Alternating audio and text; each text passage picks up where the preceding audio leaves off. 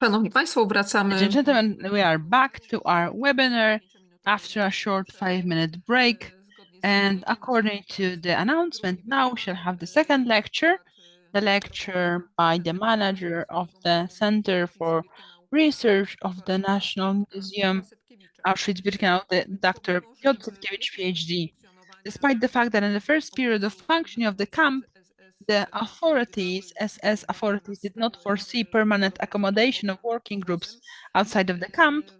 Well, together with the crystallization of this area, the idea for managing the areas taken away from Polish farmers in the interest zone, also such an idea was born, and about the subcamps that were created in the area of the interest zone of Auschwitz will be discussed by Piotr Setkiewicz, PhD. Mr. Peter, the lecture is starting now. The floor is yours. Thank you very much. So I hope that I'm visible, and it's more important also for my presentation to be visible. That would be better. Thank you very much. And ladies and gentlemen, we have slightly above an hour in order to talk about interesting story about the subcamps, agricultural subcamp of Auschwitz, because they are the testimony of an attempt to implement an idea that originated there in Auschwitz and in 1940. It was implemented with efforts until actually almost until the liberation of Auschwitz. The last camp was formed in its feminine and masculine and feminine part in the end of 44 and beginning of 45. So it seems to make no sense. However, the longer we go into research of the history of the Auschwitz concentration camp and methods of performing orders coming from Berlin, it seems more and more probable that honestly making such a decision, it's difficult to find much logic somehow in them. And not in order not to prolong, well, maybe a few initial slides, which I don't are starting to move. We cannot see the presentation. Some technical problem. Maybe I'll try to scroll. Oh, this is how it works. Okay. Thank you. As we know, in German concentration camps, the main task of prisoners was work, which was also created as a means of relocation, that in camps included not only his political opponents, but also social works. Through work, they would gain appropriate skills, that was their idea, and get accustomed to being productive for the society. So in the rules of the first concentration camp in Dachau, we can find a sentence: each prisoner should perform their tasks diligently and properly. And this sentence seems to come from the rules of contemporary companies and corporations. But what was actually happening, of course, was outrageous. Nevertheless, the motive of work aiming at liberation, we can also see above the gate of the Auschwitz gate of the camp. This motive was present in all the concentration camps. This work was treated as the main duty and obligation of prisoners. And which looked most frequently, as you can see here, work was not an element of resocialization or leading to some specific measurable results, but work simply was a tool for terrorizing prisoners. During the work, the prisoners were being hit, being beaten, killed, by SS-man, by Kapo. So this is what it looked like. This is what the practice was, and the reality of the concentration camp in Auschwitz. And already 1940, when the camp was created, there were problems, and the question what to the prisoners would do. In different camps, this problem was solved in different ways. For example, prisoners were imposed to transfer some loads, some rocks from place to place, or dig a hole, then fill it up if was nothing sensible to do, and there was no job to give them to do some reasonable task. Auschwitz, however, which was a new camp, and which had a commanding officer with great ambition, Rudolf Hess believed that since he has taken over the complex of facilities post barracks brick built, then and developing the capacity of this camp should take place by developing subsequent such brick built blocks. And this is visible above all in Auschwitz, which is brick built as opposed to Birkenau. However, in 1940, the first works were started on the developing of additional floors, new blocks, and soon there was the expansion of the camp in the form of the so-called extension of the camp, the Weiterung. I don't like this expression, but we have no better idea as to how to refer to this German word. Anyway, it was about developing 50 such blocks, and these works to a high extent engaged the potential or working potential of the prisoners in the Auschwitz camp for the first year or 2 years, more or less. And this was his vision, the final form of Auschwitz, one of the plans where we can see the expanded blocks, which were supposed to be found at the square in the middle of the camp, and also the Erweiterung, so 50 new blocks present on the other side of the square, and facilities, workshops, a big block or building, which was 11th block. So prison, arrest, hospital, crematorium, on both sides of this complex, two neighborhoods with single-family houses, semi-detached houses for SS men, for their families. Because keep in mind that SS men, active ones, actually, they had the right to move places and to get their families, wives, children to their houses. So this is a typical complex, and assuming that Auschwitz was supposed to deliver regular deliveries of construction materials, these investments were supposed to be finished, but there was a problem. What's next? What the prisoners could do once their works were finished. Well, the Auschwitz camp was not the only working factor in the Upper Silesia. There were also people who were thinking about what we should do, what they should do to make this territory more German. And the plans were very comprehensive. Here you can see a photo representing a conference, one of the first meetings, I would say, between this guy in the suit, Gerald Sigral, the one that is pointing his finger, and he's actually touring, his guests around, and he's showing his spatial planning, and he organized that meeting in Katowice. You can see guests over there. Also Mr. Chrysler, the mayor of Katowice back then, and Ziegler is a very interesting persona because he was representing the civil authorities in the further conversations with the Nazi authorities, and there was this clash of the civil vision at certain point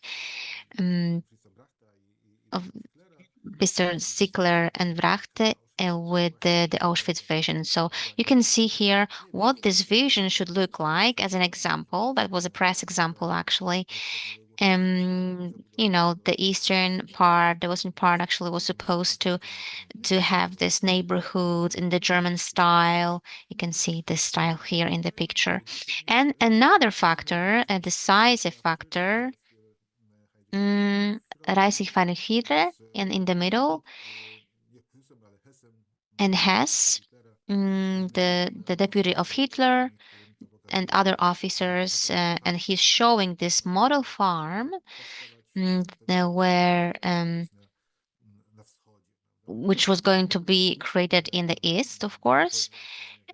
Once the war is, won, the victory is there, then they thought about settling the eastern part, the eastern territories, and that was a practical translation of this vision, Ram vision, going toward the east. And here,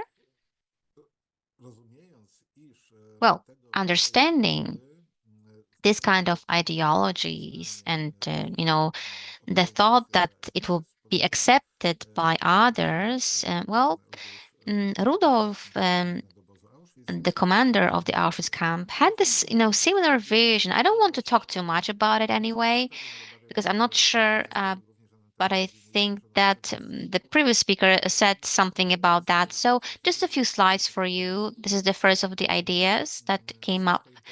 This interest zone. Mm, this is a very unique solution regarding the concentration camps, because here you can find some primary thoughts, some willingness to separate, the camp from the outside world. So this is, Tadeusz Wiejecki actually was trying to escape the camp in the first half of 1940 when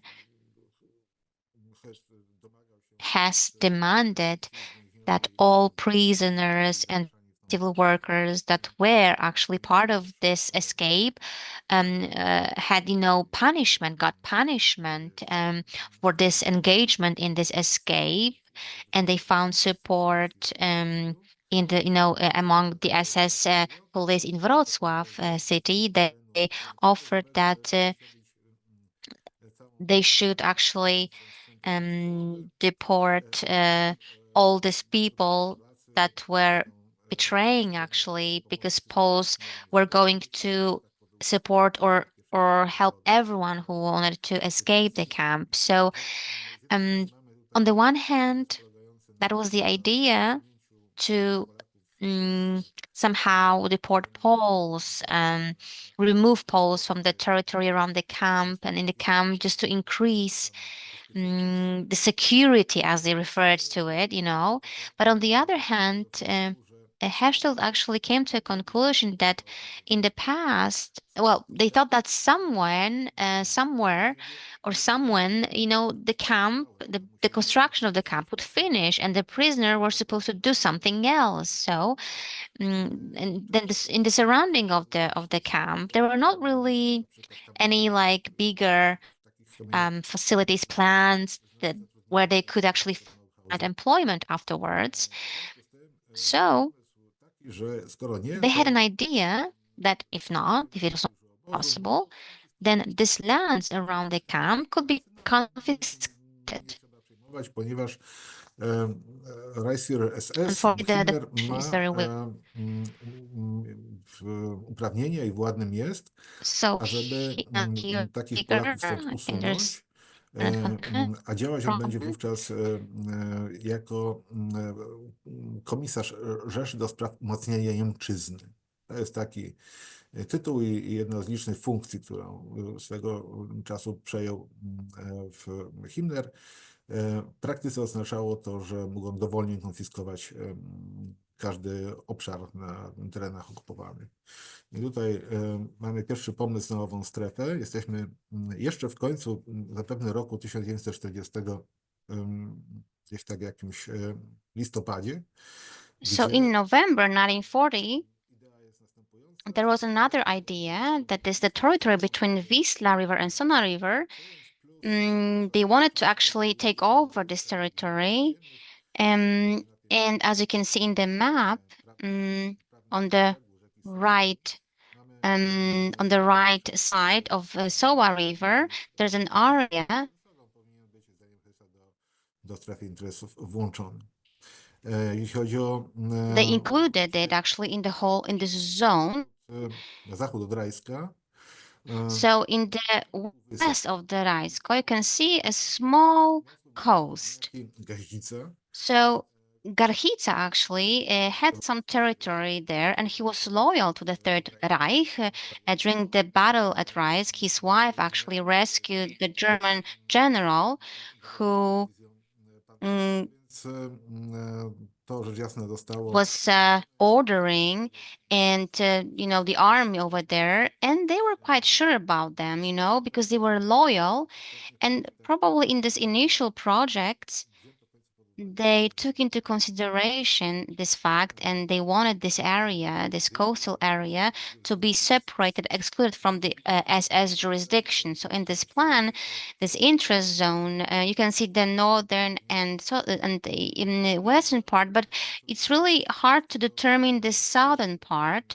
We know that Hitler was talking to Peasant in this regard, and he was kind of angry because the plans of the commander are too far reaching. He wanted the zone to be much bigger. However, the documents not confirm this, However, there is some basis to assume that this zone was supposed to reach further to the south, at least in 1940, somewhere around Zabrzeeszcze region. So a very big area, by the way. Ziegler didn't want to agree to that because of some, landscape and industry issues, some coal areas and so on. But the other guy didn't really care about that. He thought, oh, he had some idea to have this, model farm. He wanted to build this farm, and he wanted to you can see Grojec here on the on the other part of Sowa River, by the way. And additionally, there's another idea, and probably Mr. Łukasz mentioned that, these villages, the model villages for armed farmers. I'm not going to focus on the armed farmers because he was talking about it before. And on the 1st of March, Himmler comes to the Auschwitz camp. This is the second, this is the photo from the second visit, not the first one. And these men were discussing about expanding this interest zone to include also some agricultural areas. And at this point, it looked like that in 1941. Here you can see this northern part of the zone and the southern part of the zone, very far to the south, right? Can you see that? It goes really far to the south. And the formal taking over of the zone, formal in a sense, official way, Himmler actually could do that without any specific, administrative issues like ownership. However, there was some ownership issues anyway, because these were, some agriculture areas of some people, and that was owned by some Poles, some Jews. There was some ownership issue, also some like Polish state, and so on and so forth. So these issues had to be solved, right? This ownership issue. So in 1942, there were some negotiations taking place, and then Himmler applied for actually receiving this territory. It was 4,450 hectares areas that were actually received by SS. So when talking about Auschwitz, we're talking about the reach of the zone as a zone of 40 kilometers, more or less. Why I'm talking about it? Well, theoretically, from a legal point of view, the borders were not really settled, because there were some changes that were taking place in terms of the border lines. So there was this clash of ideas, Schindler and civil idea, because in Oświęcim there was a mayor, Heinrich Gutscher, and he had his own architect, Asburger, and he had an idea to build 2 or even 3 German facilities, to create the future Auschwitz city, a district more to the east. However, on the other side of the Soa River, there, around the railway station, this is where you can see this marked area. And those who live in Oświęcim, probably you will know where it is. I'm not sure if I can show it right now, but this is where it is. I hope you can see it well. So when comparing the southern part of the zone with the plans of Himmler, you can see that it was cut quite significantly. And the Birkenau camp, because now it's 1942, right? So it actually is being constructed. So it actually touched the borderline of the zone, which led to some irritation on the part of Hess and Himmler.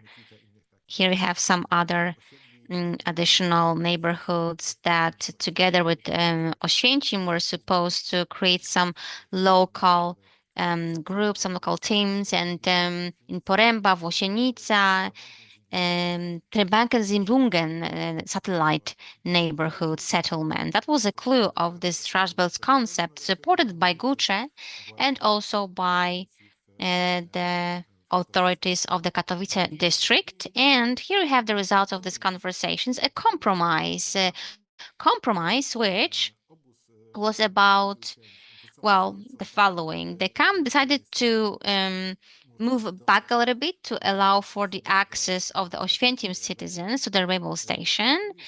And on the other hand, they agreed to certain sessions toward just to calm down people.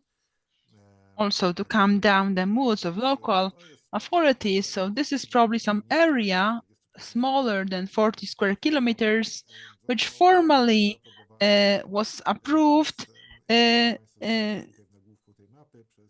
the heading of this map by the president of Upper Silesia. So there is a regulation, 1st June, which defined the specific borders of the zone. So now this zone was something like a municipality. It was supposed to be outside of the competence of civilians authorities, and there Hess would manage according to his will, being some kind of mayor of a municipality and also a official for farms and manager also of industrial enterprises which are supposed to create it there. And on the second part of the river, Stad de Cirque, so Auschwitz urban municipality, which would cover these parts of Auschwitz-Oświęcim. This is what it was supposed to look like. And not completely this was okay, because in October 43, in Oświęcim, there was a visit of a delegation from Katowice with Schwingerum, with the president of the province, Upper Silesia province, in Sempracht, and representing also Reichsführer, his special plenipotentiary, Dr. Fritz Alter. So here there was another discussion about what to do here in the south of the zone. Maybe the ordinance was issued by, it could be still be modified. So they were thinking what to do about this area and what to do with the property that was located in the south, belonging to Krzemień, because this property was destined to be divided into 2 parts through Reichsstraße, so like you could say national road, as a result of which the larger part would be located in the south from the zone and a smaller part to the north of the new road within the interest zone of Auschwitz. And these discussions were in progress for a long time, and there were suggestions to forward this compensation to those on the other side of the river. So in January 45, this was the last corrections were recorded there in the northern part of the zone. But more or less, it was clear that this area, at least adjacent to the camp, in practice would become the property of SS. It would be accepted, confiscated by the state based on the provisions for creating military areas, training areas, and these lands would be conveyed to the police, also this way to the SS, because that was how it was legally conducted. So as to manage this somehow, it was necessary to first undertake land improvement works and here deal with the demolition of the villages that were located in this area and in the western part of the town of Oświęcim,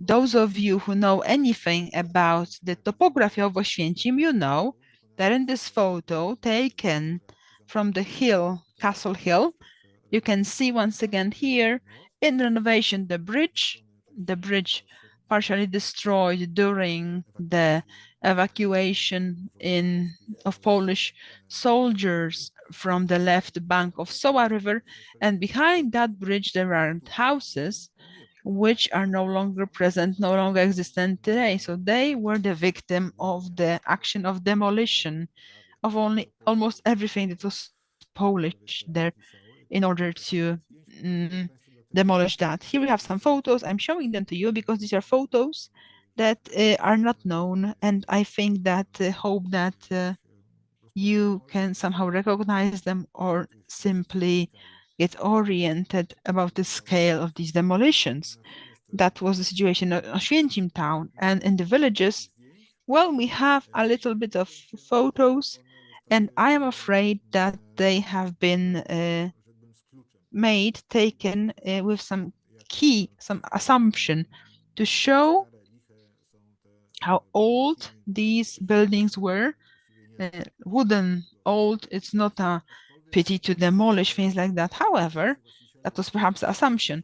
But the reports of the owners of those facilities indicate that it's not true that all the areas in the zone look like that. For example, some old ruin, because in the 30s, the Polish government, in order to initiate and the economy, to let's say improve the economy, offered low percentage loans, low interest rate loans for development of homes.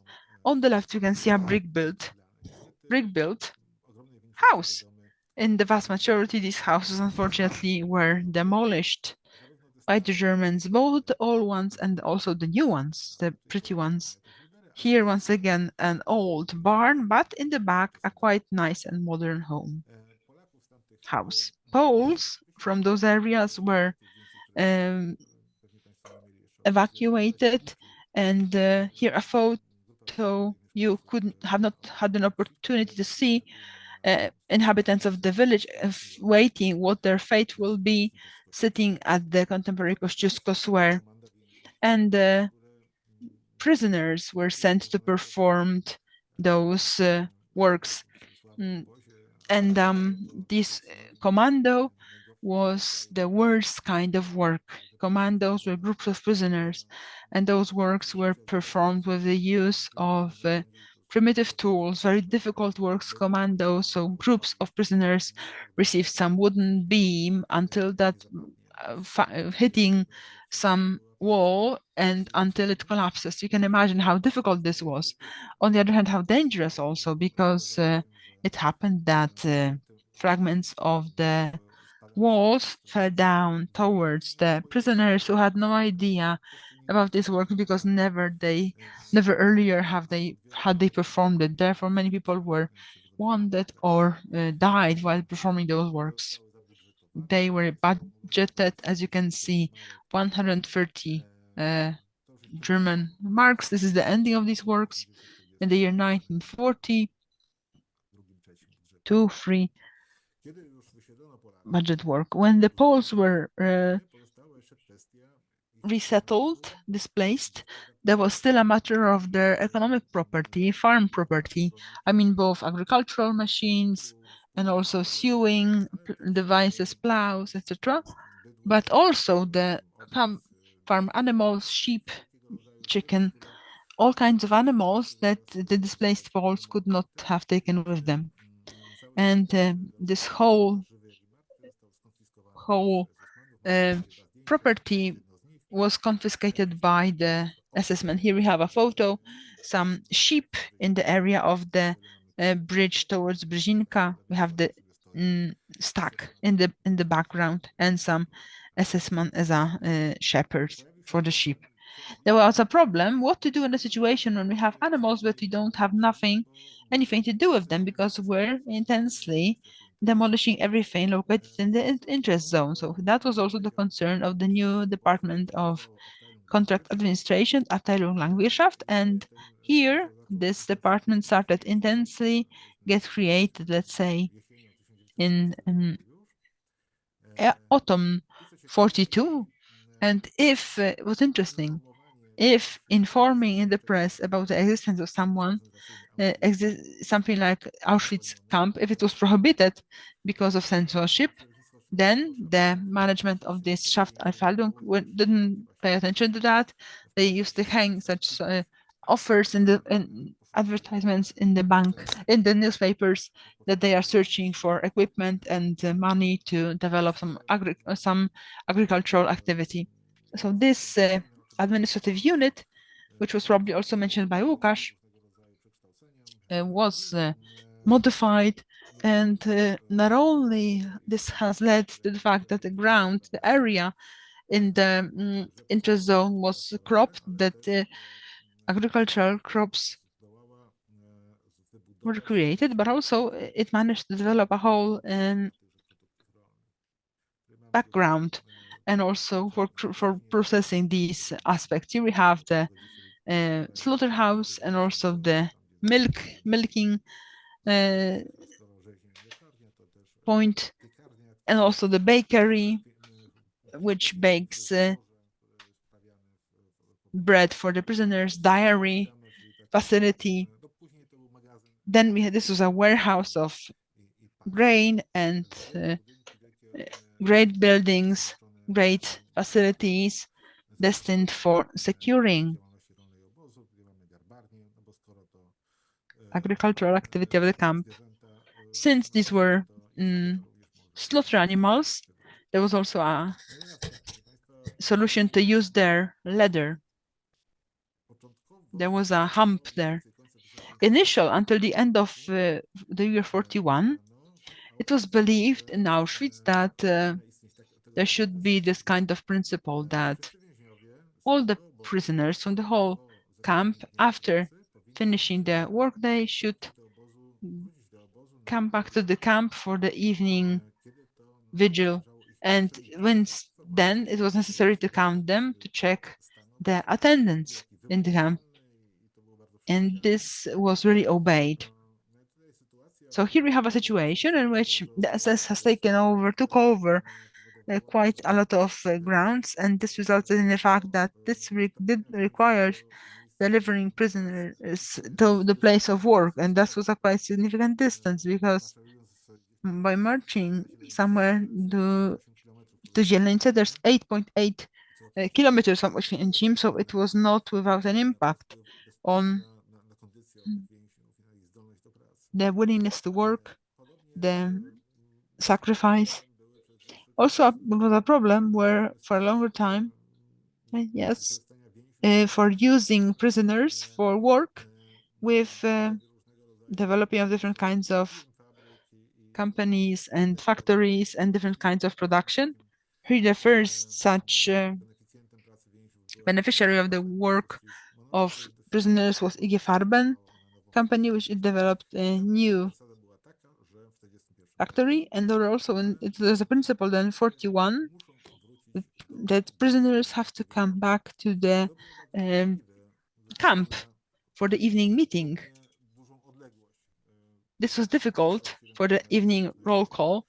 It was difficult because it was a long distance, 6-7 kilometers, depending on where the prisoners were employed. So IG Forgen decided to rent a train which delivered the prisoners to the Dvore station. From there, they had much closer to the place where they worked. And this was an idea that was implemented in ideas in which IG Hartman used the prisoners. There was a train station. It would be worse if Hess would like to use prisoners for workstations and in places located in a distant way, distant locations, remote locations for Auschwitz. Despite this fact, these problems I managed to overcome there.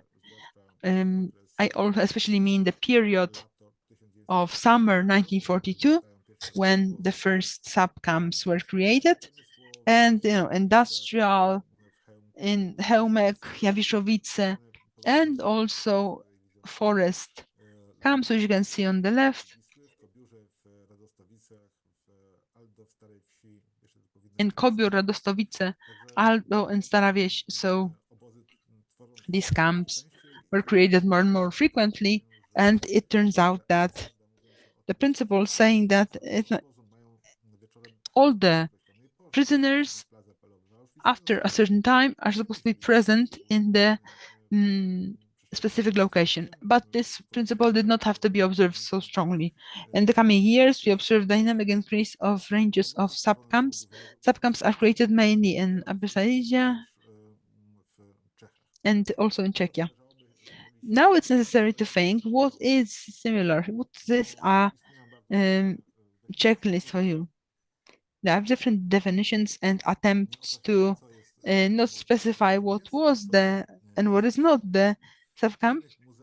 But in other museums, also in Germany, for example, there was a practice, there has been a practice, only those bigger ones, the places where for a longer time stay, where they developed in some special way barracks, fenced out barracks. And the second type of Austrian commanders, so these are commanders that briefly say something and do something, and then after performing the works they come back to the central station, central camp. How do we cope with that in Auschwitz? Generally, this is a concept and a procedure developed by my predecessors in the research department of the museum. We adopt generally that a subcamp is a place where the are accommodated for a longer time. It doesn't have to be a very numerous group of children, of prisoners. Like Radostowice Aldov, we have 20, 30 prisoners closed for the night in a barn or in some cellar with a pad, and similar in Chełmek and in similar such places. So the deciding factor here is for prisoners to be located in such a place for a longer time. I mean, let's say 2 months, 3 months, and that it's possible to recognize them and their existence in camp documents. So in terms of subcamps, if some documents presenting prisoners, then not identifying them in Auschwitz, they were identified as ones that have come to such a place or come back to Auschwitz in order to go to the camp hospital. There are some trucks sent there with equipment. So here there is such a place. recognized in documents, and often this also has this special name. So besides the name of the locality, there is also the determination what kind of place this is. So let's say Außenkommand, the external command, or some Zeiglage. So let's say a camp, external camp. So these ideas, there was Arbeitskommando, there was a whole lot of them. But in reality, the principle is that these places are settled by prisoners for a longer time.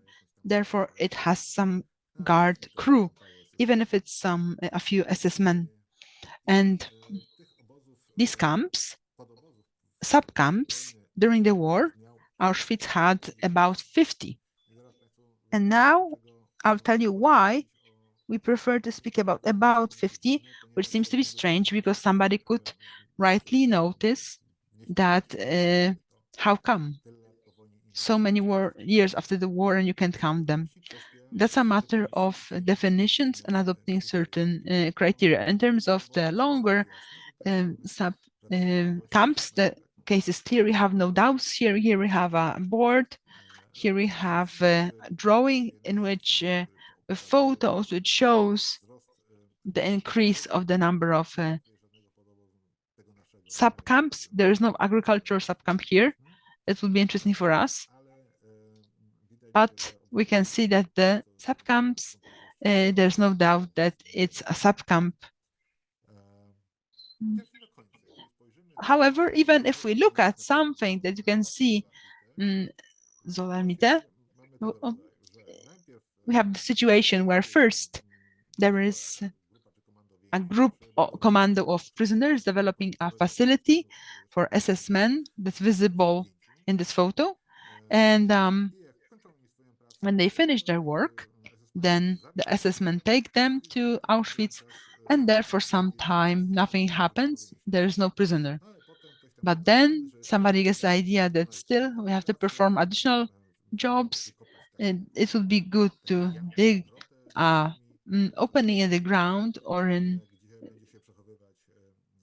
the hill slope where we could store food, and actually some fountains, some pools also there also. So once again, in 42, they work, they finish their work and come back to Auschwitz.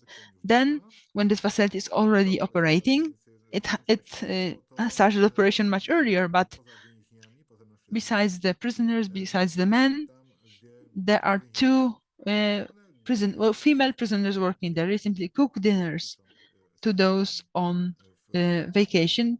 From whether this is a subcamp, it would not be an exaggeration to call Międzybrocie or Zolahite in that period a subcamp.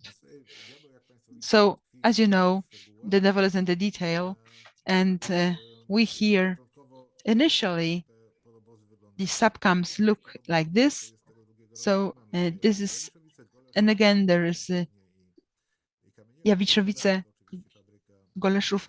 Bunawerka is of course a factory of IG Farben, and the Budy, the first subcamp, agricultural subcamp, Mezeric and also Helmek.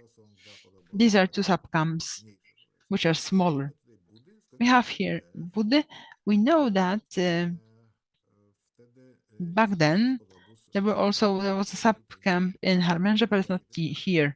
I don't know why. Maybe it's about it's a scheme prepared for the needs of a doctor in the camp, and in this scheme it does not include a sick chamber or sick beds in the subcamp, or perhaps it was considered not relevant, and it was smaller, not that high number of prisoners. But here we can see that not all the subcamps were equal in terms of also the looks and operation and supervision by the SS men.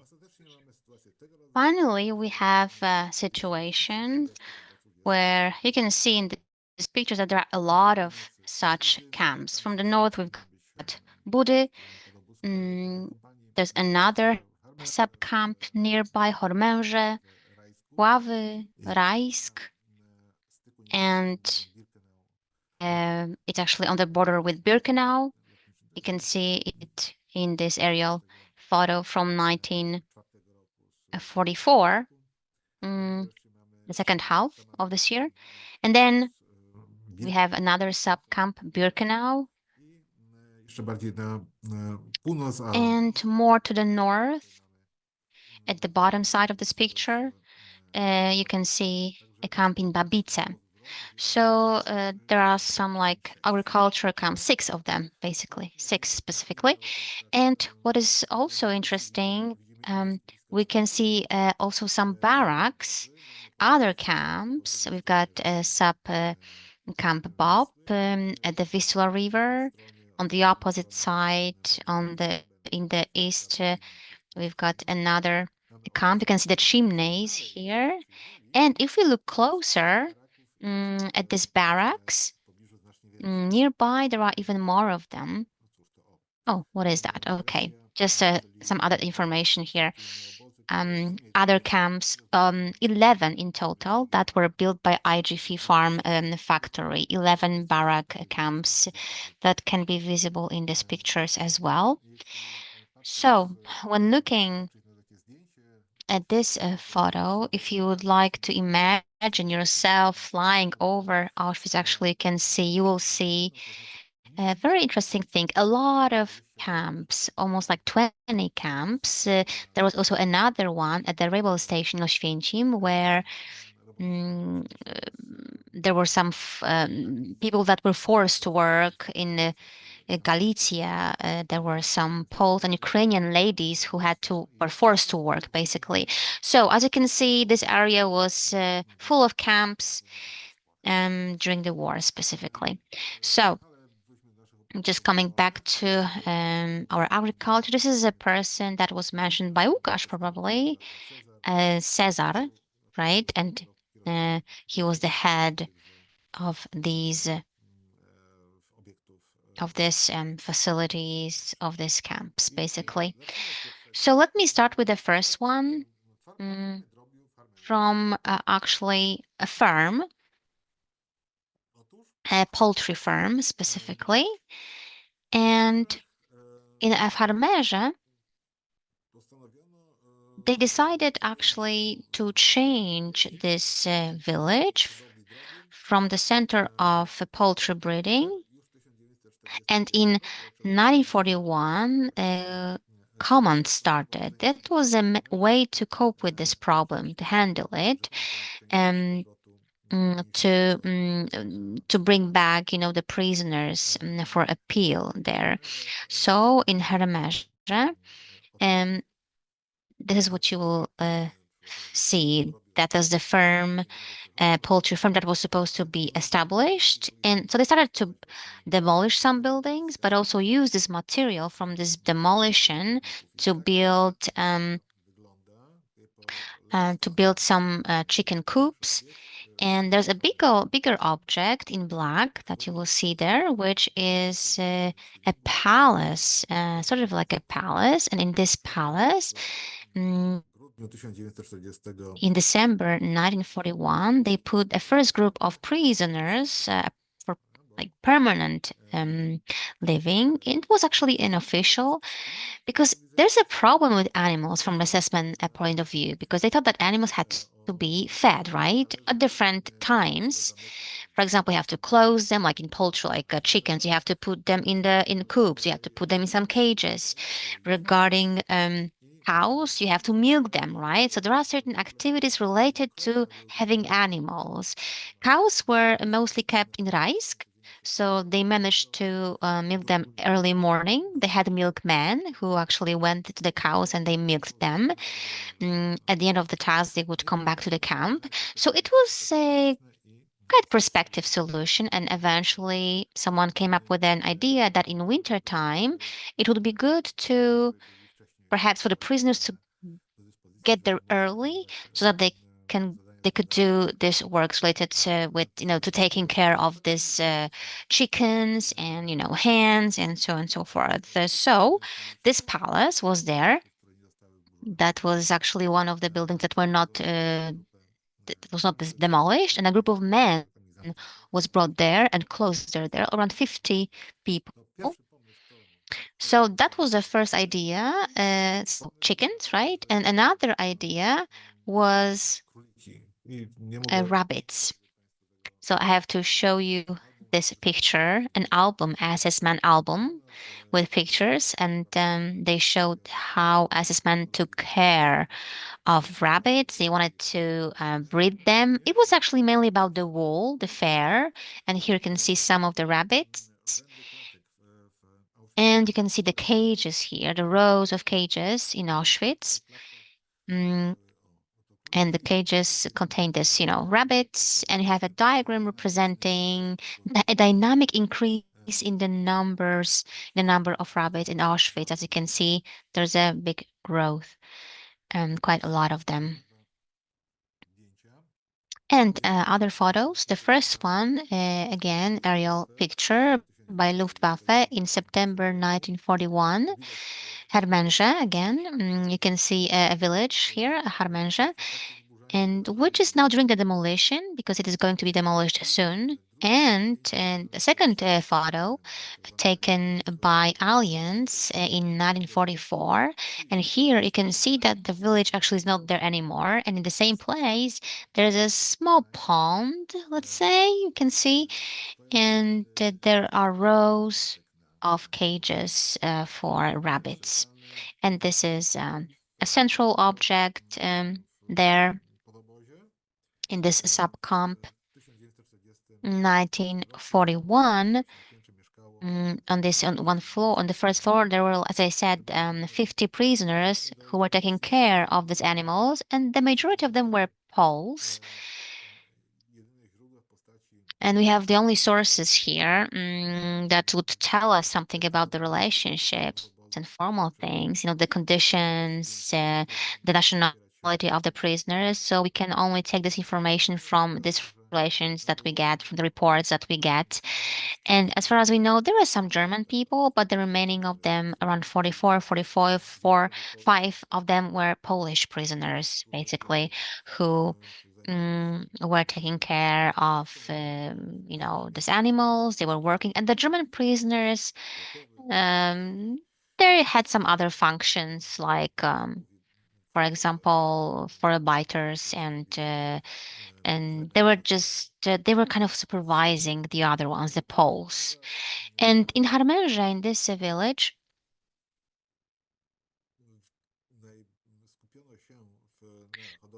they focus on poultry, like chickens, as I said.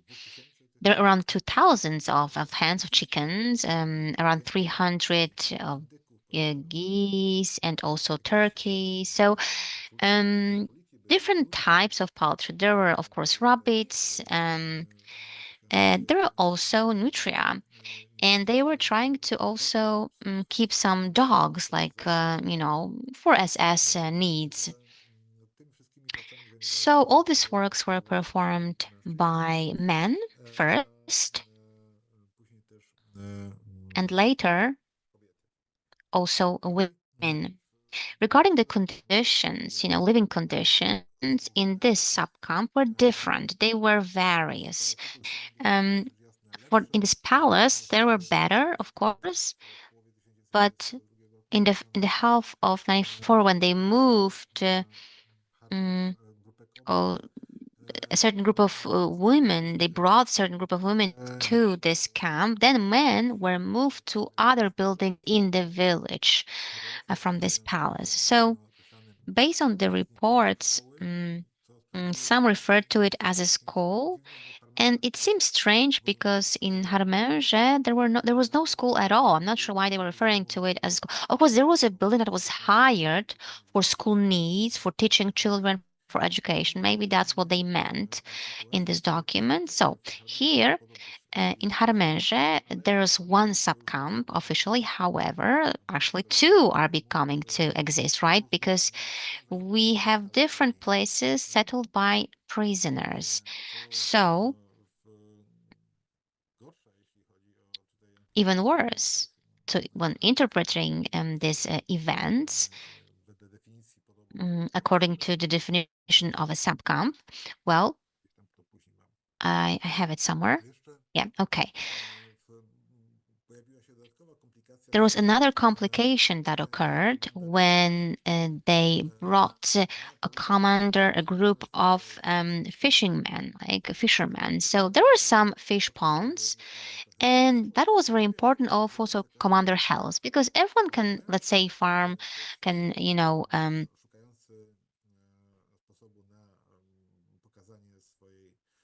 cultivate land. But Hans, he really loved ponds, loved fish.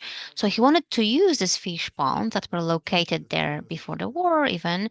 They were just there, some like active ponds, and some of them were left.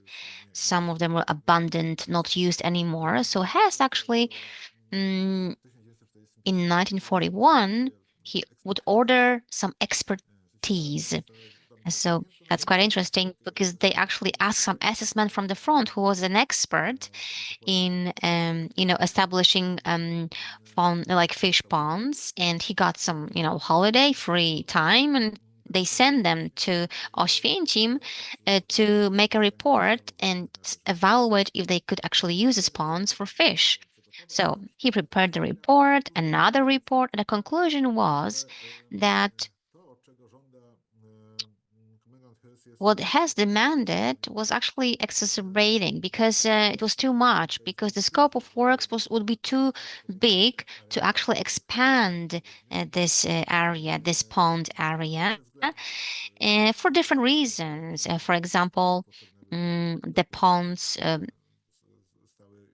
would need fresh water, right, all the time, access to fresh water. And the major recipient was supposed to be IGFR factory that actually needed a lot of water for their, industrial work. So the conclusion in the report was that, well, you are not able to actually establish to launch all the ponds to, let's say, bring them back to life. However, in the southern part, you could do some intensive work in the ponds and fishery and fishing.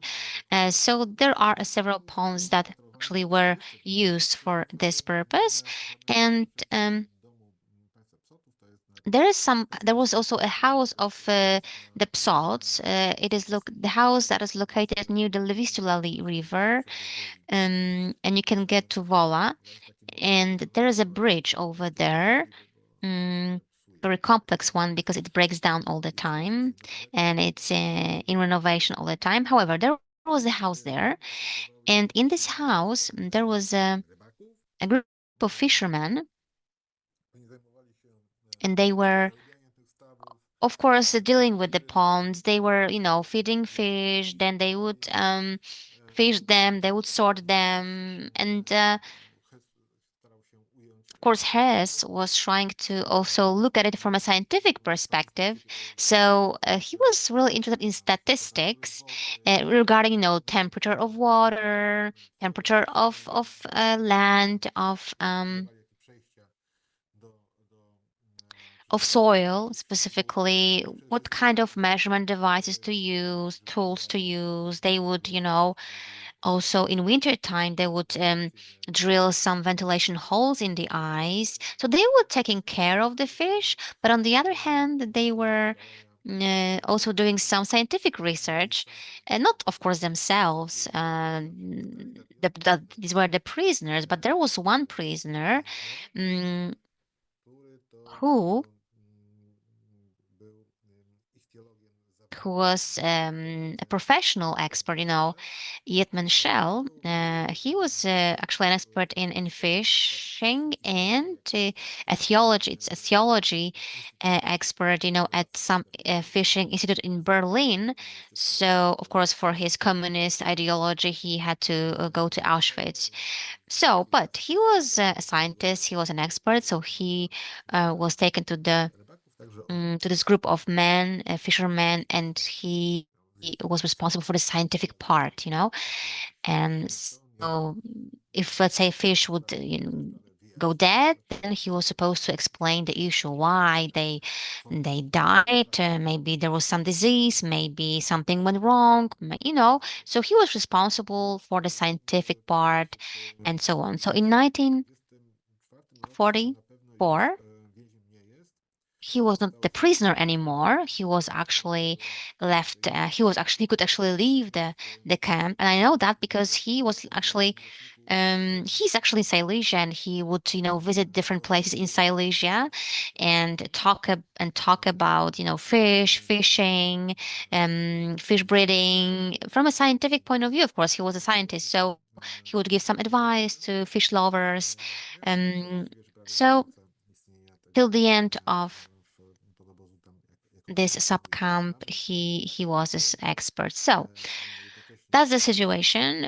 So at the same time, in this school, let's say in this building, this palace that I call, there's some group of ladies and also men who were somewhere inside of the village, right? So let's say it's two subcamps, let's say, and we also have a group of fishermen in the house of the Psots family.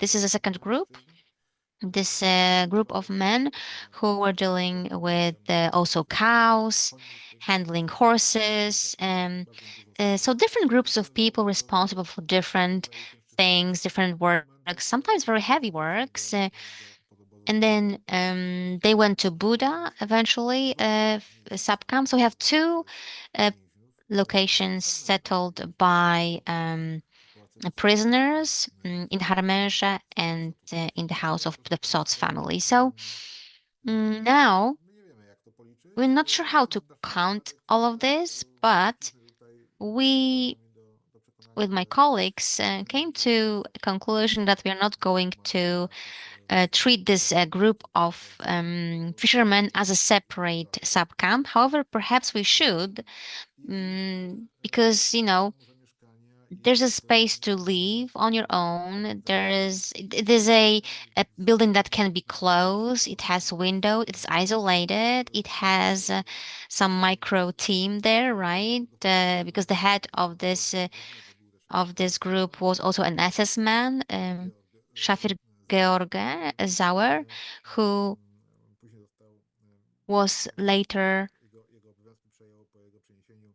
who's then moved to another place, but Malfin took over his position later. So, the whole assessment team, this quasi group, was eventually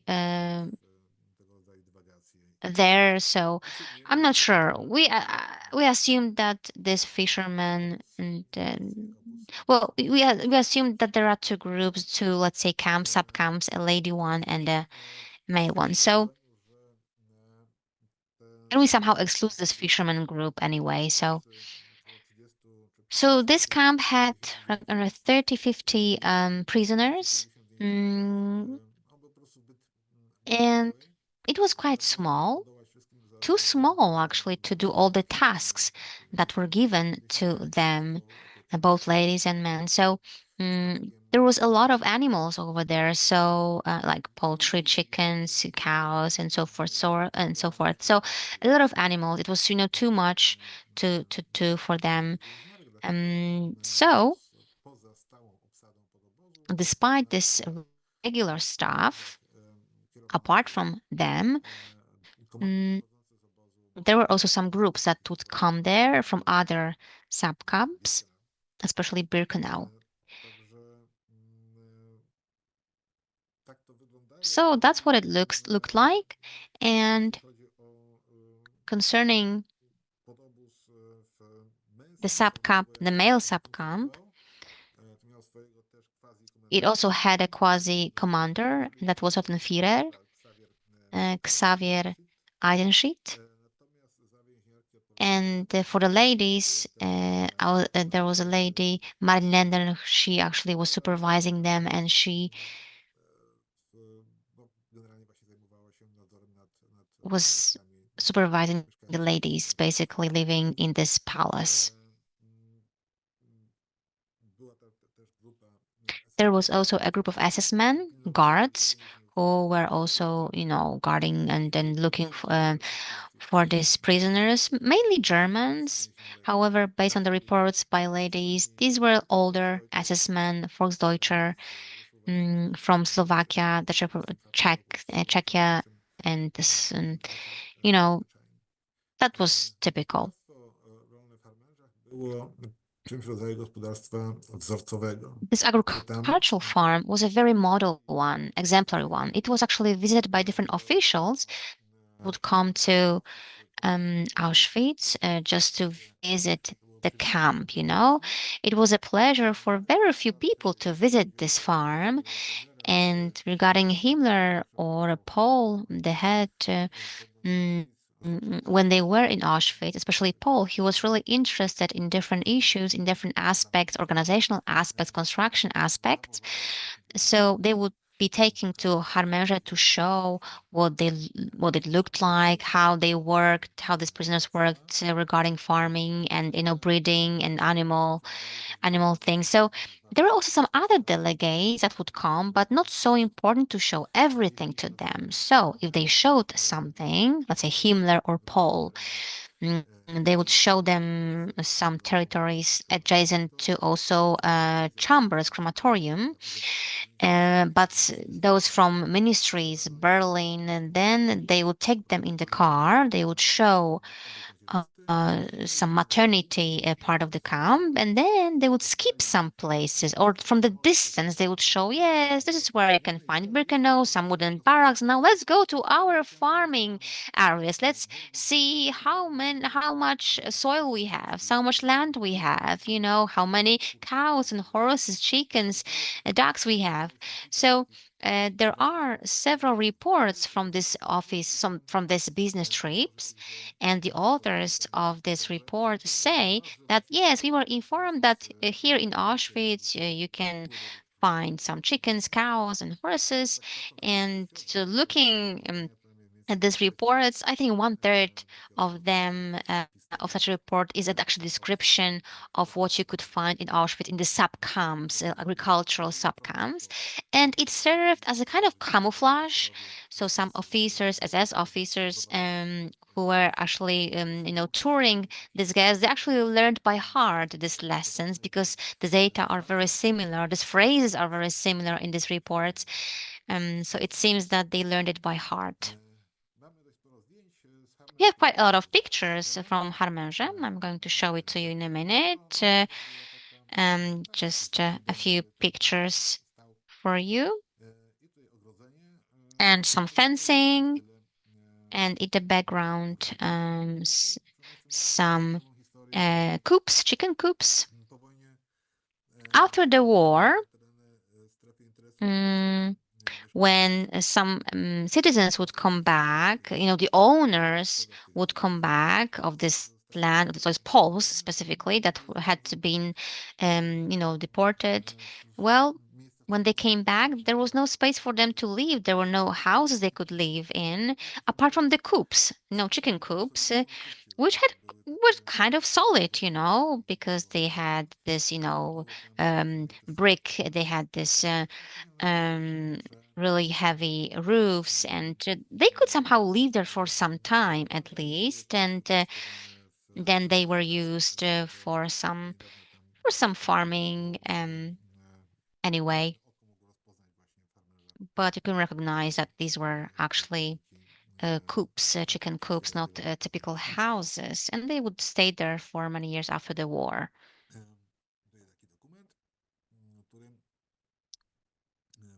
And another document which asks to actually jakieś karmy dla świń. Examine in Harmeja some stuff for the pigs, to check some devices, some containers, to check if they are not polluted or contaminated. So a very serious approach toward these farming issues. There had also a vet who would check and ask for some expertise. You can also find quite funny fact anyway, some funny stories. Some prisoners that were working in these farms in Harmerze, they could, from time to time, become beneficiaries of their work. If, for example, a chicken or like a hen or like duck would die because of natural reasons or not, but the prisons admit that sometimes they would just kill them and just suffocate or whatever so that they can eat them, right? Of course they did it in a way that they couldn't recognize that they killed them, and then they would report to the commander, sorry, but the chicken is dead, the duck is dead. Okay, so you can eat this dog, you can eat this chicken, they would say, we think that maybe it got sick or ate something poisonous. Of course, there was some dilemma what to do about it because they were afraid that this reason could be a disease. So they would say, okay, you can eat it unofficially because we don't want, an ill chicken. So the prisoners did that just to have something for dinner, for supper. Of course, those who were feeding the chickens, they could also mm, get some of the foods and eat this food that they would give to the chickens. Of course, the living conditions, the working conditions were perceived as quite good. And here you have some other equipment, farming equipment in the picture. And it was actually still there in the 1950s when the pictures were taken. And here you can see the fish ponds and another building, another house, the house of the Psot family, by the way, where the fishermen actually lived near the Wisla River. And here you can see the characteristic number of the prisoner, 11111. And you also have some memorial plates on the wall of the palace. You can see two memorial plaques, and one of them commemorates the deportation of Poles. At the bottom and at the top, it talks about the prisoners that actually worked in this Harmerze subcamp. That's one of the camp, and now another one is Rajsko. Rajsko has a even more complex history. This is a real picture taken in summer 1941. This is a village which is there. And here we have another photo from 1944 on the right, where you don't have half of the village actually disappeared here for not really known reasons. SS men actually resigned from demolishing the remaining part of the buildings in the southern part of the village. However, in the northern part, actually, they destroyed all the buildings there. And this is where, in Rajsk actually, this is where they located cows, um, cattle in general, and this is where they work. They would work in this cow sheds, and all this lasted till 1942. They estimated the number of groups that would come there, around 300 ladies and similar number of men. They would go to this subcamp and they would work there in these cow sheds, work over this cattle, and of course other farming activities as well, standard activities like crops, planting, cutting grass, other farming activities as well, apart from this cattle. And in 1942, Dr. Joachim Zehan actually came to the camp, and he was supposed to accomplish a new or implement a new idea, and this is this idea that they came up with. I was saying that it's really hard to understand the way of thinking of the Nazi in general, and this is a good example of their way of thinking. This is an illustration of how this thinking was and how absurd it was. These are here you can see some ideas, you can see a diagram, whatever you call it. You can see how to solve a problem of insufficient material for tires to produce tires because German cars couldn't drive without proper tires, right? So before the war, all countries in the whole world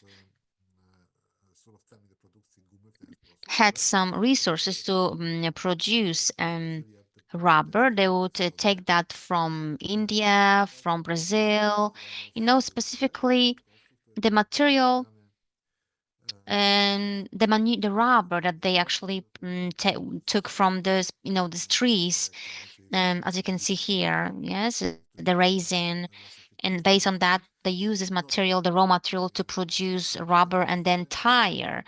Um, so this natural rubber was transported to Germany from Brazil, from India. Of course, during the war, there was a problem with access to it because on the sea, on different seas, they had some problems there with logistics, with transportation of this rubber. So in 1934, um, German Ebenfagen industry. Here you can see the logo of this factory, and you can see the factories. There are a lot of factories there. You can see the CEO, Karl Bosch, of the factory. So the scientists who were working and there, they in around 1935, they came up with an idea how to, produce a rubber, but not from a natural resources, but artificial resources. And you can see the technology here. It is presented here. So before the war, they built two factories, Hils and Skopau, in Germany. Those who lived in Oświęcim and who know the place probably remember, this names, Skopau specifically, a very well known name factory. And these two factories, of course, collaborated, and nobody was saying there that there was this exchange that was taking place. Why? Because both factories were built by IG Pharma. So there were these two factories, but they turned out to be too small. They were not efficient enough. The German planists were afraid that the British bombers could actually fly here and they could explode. Mm, because remember that the production of rubber was very demanding, and in the case of any, a failure, then the gas could lead to explosion and destroy the factory. So what they did, they had an idea to build in Auschwitz the third or fourth synthetic rubber factory. So there was a problem that was actually solved by the synthetic rubber production. They didn't want to have natural rubber during the war, but they wanted to have a synthetic rubber produced from coal in our factories in Germany. Until they are there. If not, then we can build another factory in the east, outside the reach of the British army. So, the source of rubber was synthetic rubber was there, so they didn't have nothing to be afraid about. So now Raman actually got some more information. There was another option in the Soviet part. There was this plant like that. I can see here. It it actually looks similar to dandelion plant. And he there said, yes, great. If we get this in the east, then get the land there in the east, we can have not only soil at our disposal, but also Russian people who will live there and he will also work there. Of course, we will settle these areas in the east anyway, but it can't be done very quickly because these are huge areas. And on these huge areas, these Russians could work there and they could plant such plants. So it has special rules with certain amounts of natural rubber, it turned out. So there was this vision of Russian fields full of this plant, like thousands of kilometers, square kilometers of this dandelion-like plant. And the local Russians were supposed to work there and, then send it to Germany. The problem was that the natural rubber in it was not a lot of it, I would say. So the Russians, who were doing some experiments in the Institute of Botanics in Minsk, there was a group of scientists, German scientists, who were trying to get a different type of this plant. So when Reisler learned about it, after taking over Minsk, he wanted to plant this there, and to get the specialists from there, and to get them to bring them to Oświęcim, and they were supposed to also work there, and they would do some experiments, plant this dandelion-like plant, and also create some labs under the supervision of Soviet specialists to get even a better types of this plant. 10 minutes left, okay. So this is a document that I found. So Professor Mszenczok was supposed to get to Auschwitz. They paid, even they actually bought a ticket for him, and that's what the planting looked like. Look here. It was supposed to be isolated by a special mesh to secure the plant. I'm not that clever at that. I won't explain that to you in more detail. But this is what the process looked like. It was probably about,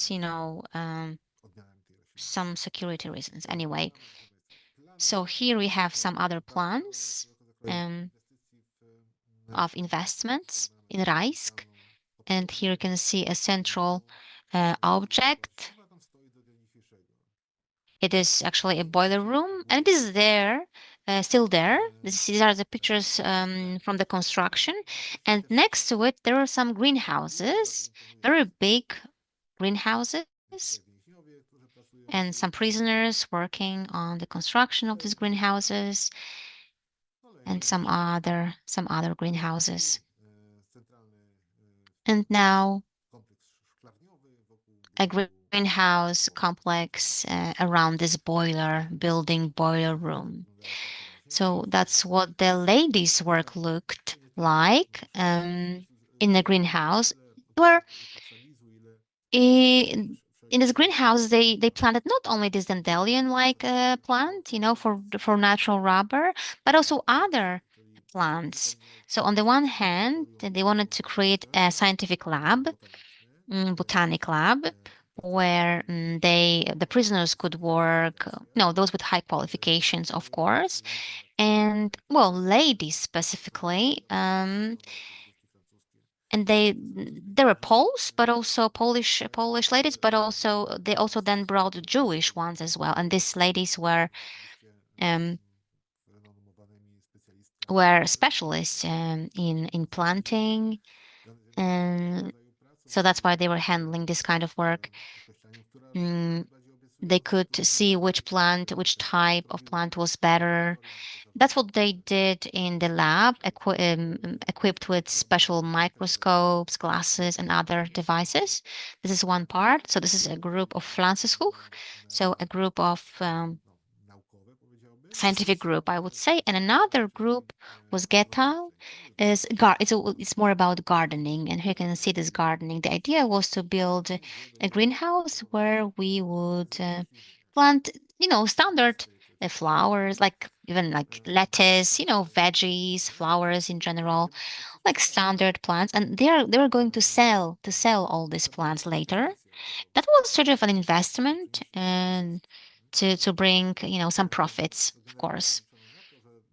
They hoped that because Upper Silesia was the closest region, so the industrial region would buy it, they thought, and the ladies also thought, but not able to verify this information.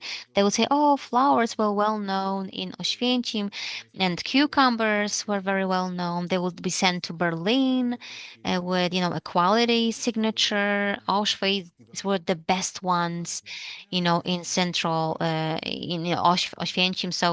So basically, they had a quite good opinion in the market. That was another profile. So of this greenhouses, of this, work, gardening. And of course, men were there as well, and they would work in some other, more like agricultural tasks. And here you can see the construction site of the subcamp and of the lab in Rajsk.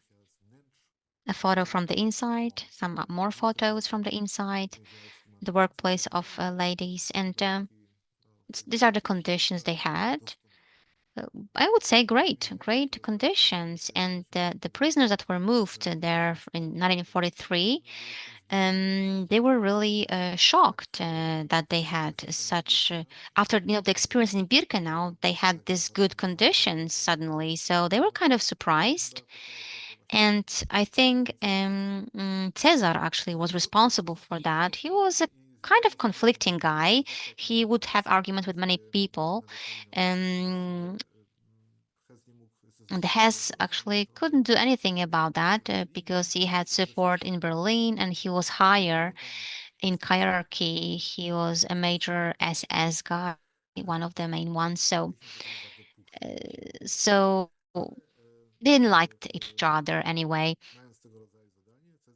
But having such a task, Caesar tried to or wanted this lady, lady prisoners, female prisoners.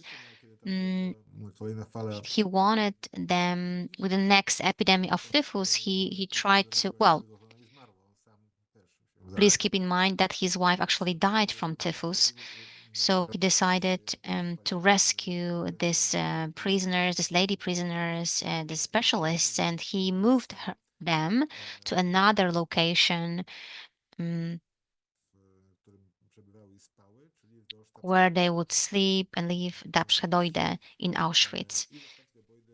And Gapshedoide, there they were isolated from this epidemic, typhus epidemic that was in Birkenau, and so then they had to commute to Rajsk, and some more pictures of the ladies that would work there. Some more greenhouses, very unique pictures, and that I could find. Again, the only one at the bottom that you can see ladies working in the field. Quite heavy work, agricultural farming work. They I think working on potatoes or maybe some other veggies. And we also have some documents from subcamps. Here you can see a book of the ill people, some cases of flu, different cases of different illnesses, some notes. If it was a flu, nothing bad happened. But if it was a typhus, then and they would die oftentimes. And here you can see some statistical data, 300 people in 1944, and some cases of people who actually were suffering from palliative disease. They were actually put in the hospital, kind of hospital, and yeah. And what else was in Rajsk?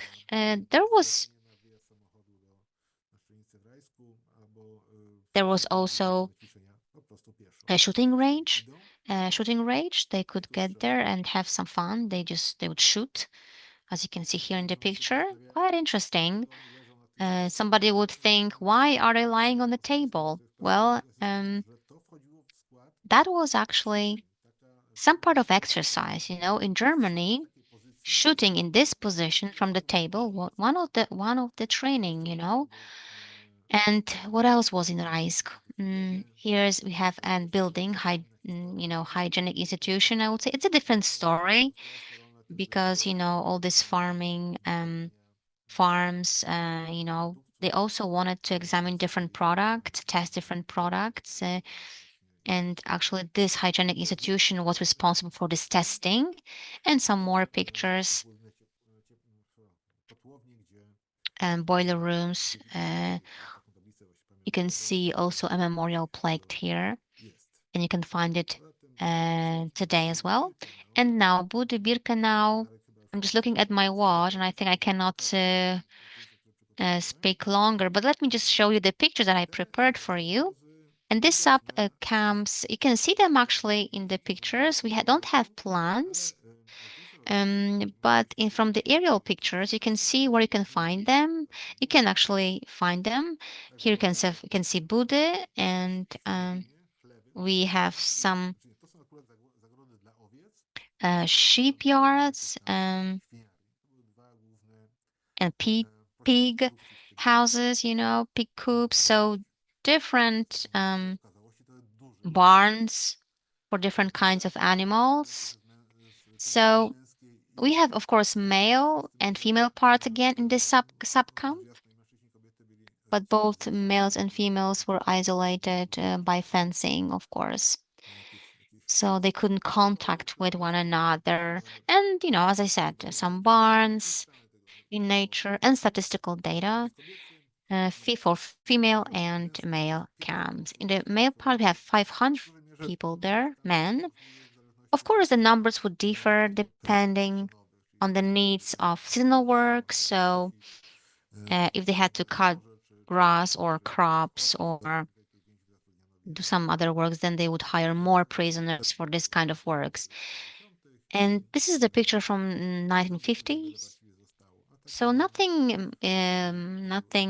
much is left, to be honest, right now. And now we have some other objects here. Another object.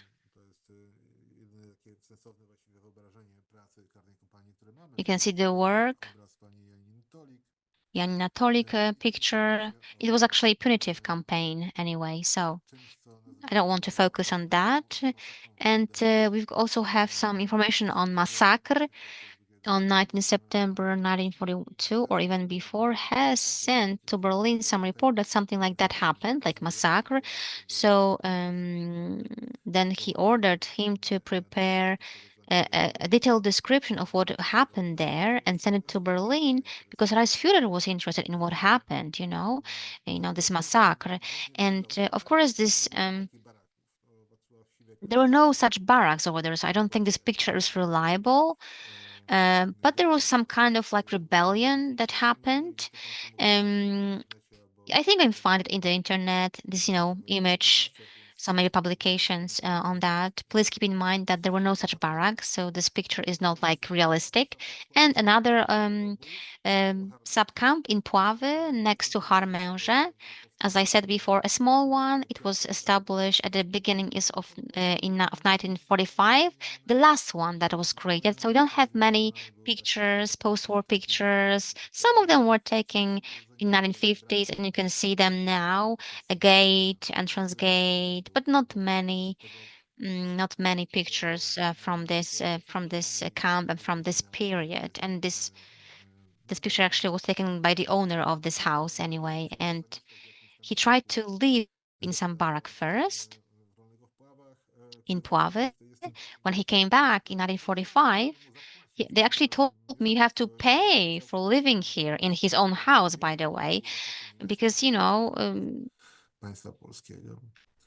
was his house anyway. So in Babice, a very good quality picture, a school building, and some other Poles and the school building a document that says what the X-Men are going to go there for. Oh, they're going to deliver some food packages. Okay, so Johanna Bormann, she actually was supervising prisoners in Babice and Buda. People say that she was quite authoritarian, very severe, but sometimes she would take care of the prisoners. She was not like very, very authoritarian. And again, statistical data on the male and lady subcamps, quite similar numbers here. And today's school, and again, a memorial plaque here. So, as I would say, well, Birkenau, I will show you just an aerial picture again. On the right-hand side at the bottom, you can see a complex of, barn, of stables, and it has been there for quite a long time. And it's quite strange that it's very close to Birkenau, but that was the idea to establish for several barns to keep hay from the neighboring lands. And because they had it there, they thought that they would put prisoners there as well. It was quite big, as you can see here. It looked like that. And again, the number of prisoners, over 200 prisoners there. That's what it looked like in 1950s and 60s. Well, that is all, I think. I think I exceeded my time limit, so I believe I will finish here. Thank you very much for attention. And if you would like to know something more about these subcamps, well, we have some publications on Oświęcim, so we are going to review them again, especially the oldest ones, because we have some new documents that appeared. However, in general, we need to remember that mm, these were quite good groups that related to farming, to agriculture, and the prisoners could get some food. They could eat this food, sometimes eggs, some milk, so the death in these camps was not so high, not so big, the death rate, I mean. Thank you very much for your lecture. I think your lecture and Dr. Martyniak lecture, both lectures were, a big portion of knowledge about this, interest zone, which I think is not a very well known chapter of Karl Auschwitz history, and it shows how much this history is complex, how comprehensive it is, how complex it is. And yes, that was the second and last planned lecture for today. So we are actually coming to an end of our meeting. Of course, once again, thank you very much to the doctors for taking part in it. Thank you to all the participants for being here with us, because we are very glad that you decided to spend your afternoon with us. Thank you also to the interpreters for their work, for their support, and um, for making it accessible to, of course, the English-speaking people, participants. Thank you to my colleagues from our educational projects, Dr. Maria Martyniak for preparing this session, and my colleagues who deal with the technical part of this session. Thank you very much. And please feel invited to the next webinar, the next session, which will be held on the 28th of May. It will be devoted to functional prisoners. And I want to encourage you to follow our website to register to this session or find information about our projects, educational projects specifically, um, and they're open projects, so you can participate in them. Thank you very much once again, and have a nice evening. Thank you. Goodbye. Good evening, and goodbye.